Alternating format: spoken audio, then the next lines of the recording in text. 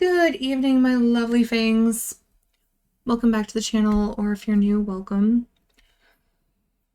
So I figured, since I mentioned Sweeney Todd, that I should share my guilty pleasure with, well, one of my guilty pleasures with all of you, which is musicals. Might be a little surprising and maybe a little weird because some of you know I watch some pretty graphic and gory horror movies. So going from that to something so whimsical, because that's usually what musicals are, they're very whimsical, colorful, bright, and happy-go-lucky. Might be really surprising and kind of weird, but I can't help it, and it's probably because of Disney movies. I'm going to blame Disney. Because what do most kids watch when they're little? Disney movies. And what are Disney movies? Musicals. They're all singing and dancing and they're happy-go-lucky. There you go. Well, one of my top 10, I guess, is Les Mis, the movie. Not the Broadway musical. None of these are Broadway musicals that are listed. I know they actually are Broadway musicals, but I'm talking about the movie version, not the Broadway version. Because I've actually never seen a musical on Broadway, unfortunately. It's one of my longtime goals, but I just haven't had the opportunity, and I don't know anybody that would actually go with me. So, there you go. And I don't really want to go by myself. Anyways, so the reason why Les Mis is number 10 is because having actors and actresses sing in a musical doesn't always work. And the reason why is because not everybody has the talent to sing. Whereas if they actually used actors or actresses from Broadway or had some type of musical skill, maybe education, what have you, I think it would have been better. However,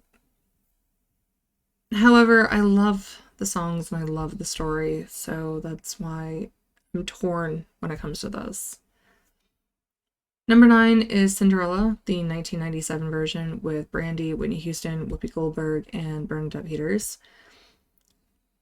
I like it better than the newest movie. And the reason why is because the 1997 version, it didn't use pop culture songs. It used, actually, they created their own songs for this movie. Whereas the one with Camila Cabello and Billy Porter, they used pop culture songs. So songs that are already in the world. We already have heard these songs before. We know them all. And the songs that they chose didn't always fit the things that were going on in that scene. So it fell apart for me. And the song that they did create for the movie was overplayed. It didn't have that special significance anymore. So it kind of fell apart. And it sucks because I'm a huge fan of Billy Porter. I loved him in Pose. And he has such an incredible talent that I had such high hopes for the remake. And it just wasn't there. And number 8 is Annie, the 1982 version. And this is purely because of nostalgia. I haven't seen it since I was a kid. I have it on VHS still, but I don't have a VHS player, so I can't exactly give it a watch. I don't even know if it'll actually work because it's been so long. And I watched it quite a bit when I was a kid. I love the songs, the characters, the story. And Bernadette Peters is in this, which I didn't know. Of course, well, how would I know when I was a kid? And Tim Curry is also in this. And during that time, I only knew him from Home Alone 2, It, unfortunately. I shouldn't have known about it, but I did. And Clue. Those were the only movies that I knew him from. I didn't know he could sing because I didn't know about Rocky Horror until way later in life. And I'm going to talk about Rocky Horror, but later, promise. Number 7 is The Sound of Music. Probably not that surprising since obvious. Sound of Music is on a lot of people's favorites list. It's this perky, happy movie, but there's a dark side to it because the Nazis, it's during that time period. And it actually takes this really depressing and sad tone. And you see how the family grows and becomes a stronger family as the movie progresses. It's a very powerful movie, and it's probably why it's such an iconic film and one that's inspired many songs and other things. Number 6 is The King and I. I don't know exactly which one. I know it's been remade quite a bit, but I know it's an older version. I just can't remember which one. I know it's in color. That much I do know. But I remember seeing it when I was really young, and I absolutely fell in love with it. And it's still one of my favorites today. Number 5 is Oliver, the 1968 version. I had a teacher in middle school who was obsessed with musicals. And because of that, she would share that passion with all of us. So she was not just the music teacher, she was also the head of the chorus and drama departments. So we did a lot of musicals for our plays and performances for the community. Oliver was one such play that we were going to do, and we watched the movie, learned the songs and the dances and everything else. And I actually wanted to try out for the play, but I wanted to be Dodger because he's one of my favorite characters, but unfortunately he's a boy, I was a girl, and my teacher wouldn't allow that until not many boys tried out for the roles, and they actually cast a girl as Oliver, the lead. I didn't know that until the play was performed, and I was devastated, completely devastated. Number 4 is Evita with Madonna and Antonio Banderas. Great film, and I liked how it showed how she progressed as a character. How she went from this poor girl up to the wife of a leader. And actually, even though her husband was the leader, the country actually looked to her for guidance, which I thought was kind of powerful. I don't know how she was in real life or anything like that. I just know the movie and how they depicted her. And they could have honestly made her out to be this amazing person she may not have been. She may have been a horrible individual. I don't know. And Antonio Banderas' character, I believe, was a journalist depicting and narrating her story for the viewer, which I thought was really well done. Number 3 is Chicago. Probably not that surprising. Some of you may not know, I'm a huge Richard Gere fan. I loved him since I was a kid.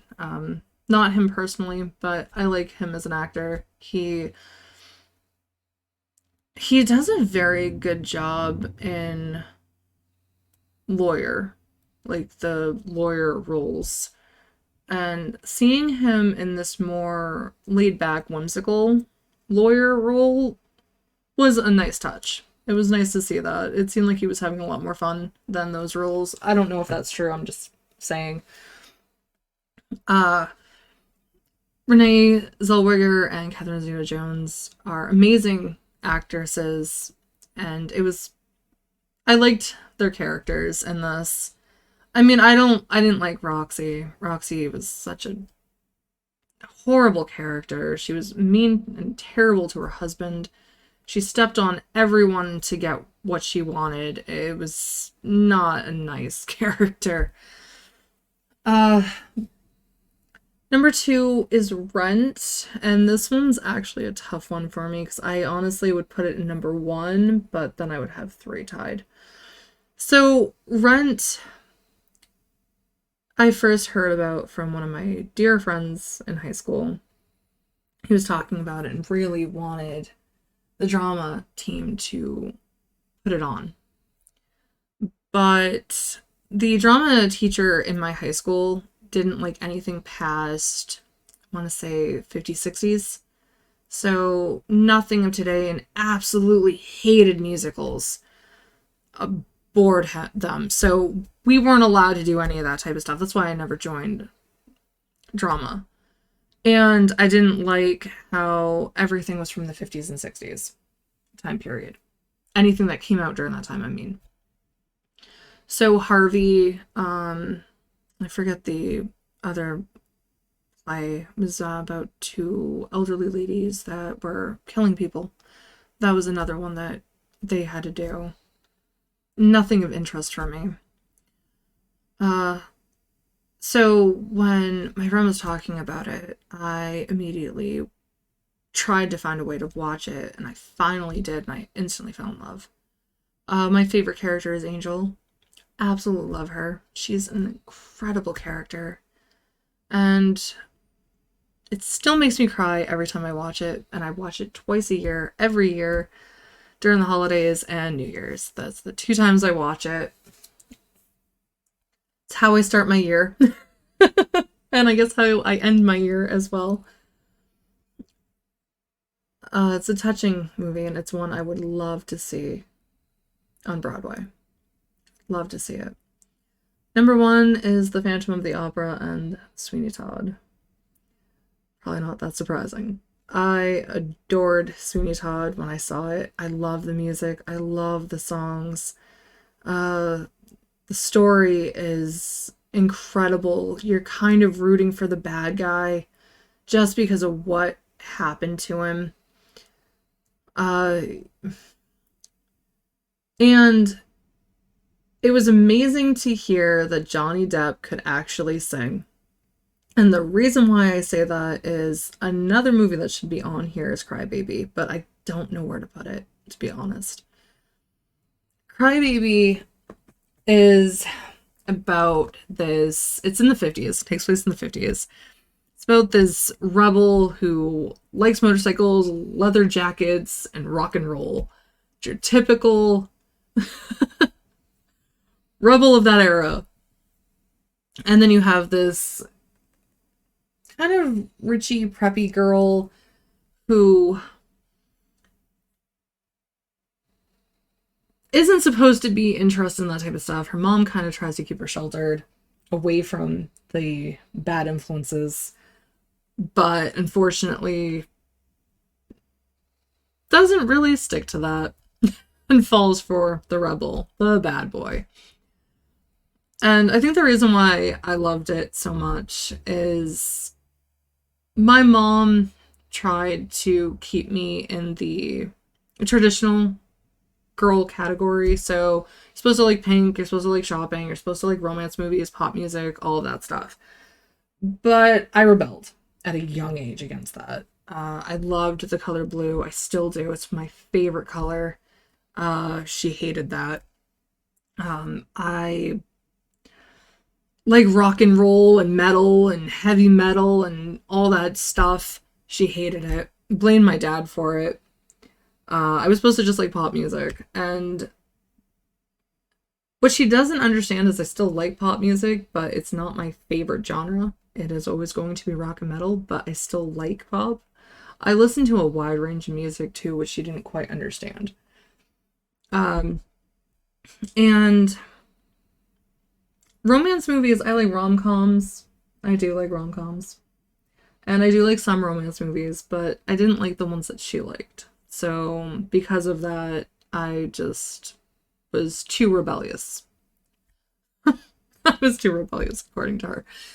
I also like to climb trees, and I was outdoorsy a lot as a kid. I didn't want to stay in dresses like she wanted. She wanted me to stay in dresses and always be dressed up, and I hated it because I wanted to climb trees and just run around with the boys and get dirty. I just didn't care. So, probably why I like Crybaby, because that's kind of what that girl was like. And The Phantom of the Opera is just a beautiful film. Very, very beautiful. And I'm happy that they had some actual opera singers in the movie. And I think that's why it worked.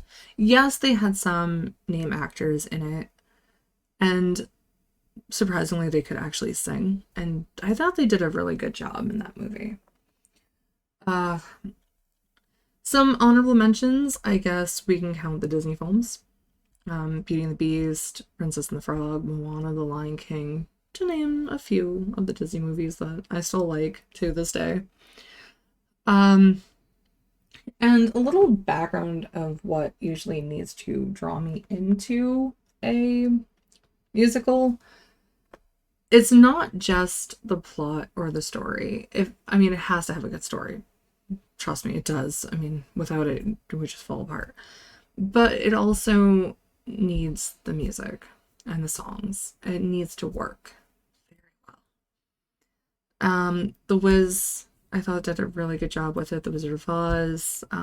Labyrinth, to me, I think would be a musical. I mean, there's a lot of singing in that movie. Moulin Rouge is a tough one for me. I love the story. I love the music. I like the songs. Ewan McGregor does an amazing job, and I can't believe he can sing so well. What bothered me was Nicole Kidman's singing. I just don't like it. I don't know what it is.